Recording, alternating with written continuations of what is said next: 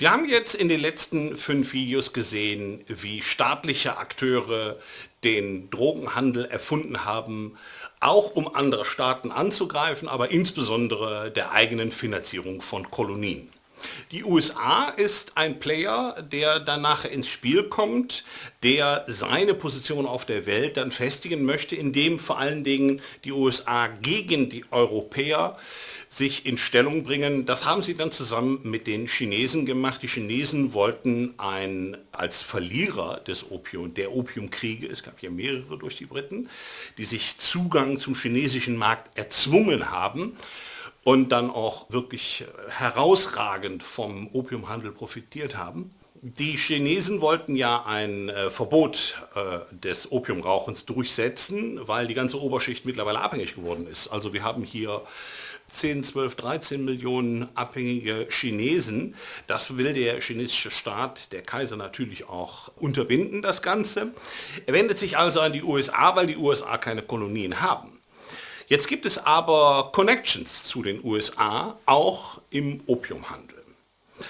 Wir müssen zum einen den Player auf chinesischer Seite einmal vorstellen, und zwar Hokkwa.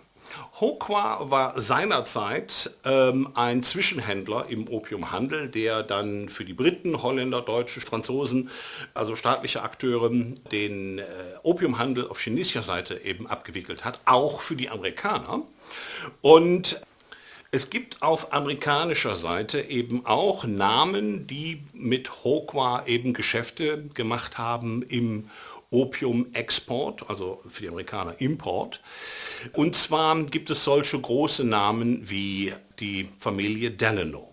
Die Familie Delano hat Hokkwa persönlich in die USA eingeladen, um dann die Situation, die sich gerade, also auch insbesondere die Spannungen mit den Briten und den Franzosen in Indochina zu diskutieren. Die USA haben dann mit den Chinesen zusammen den ersten Weltopiumkongress durchgesetzt, ein Opiumverbot, um strategisch die Europäer sozusagen anzugreifen, weil die natürlich riesige Kapitalströme in ihre Länder über ihre Kolonien durch den Opiumverkauf generieren können.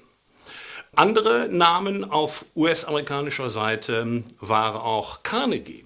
Auch der große Spender Carnegie stammt aus einer Familie, neben der Familie Delano und anderen, die auf amerikanischer Seite im Opiumhandel verwickelt waren.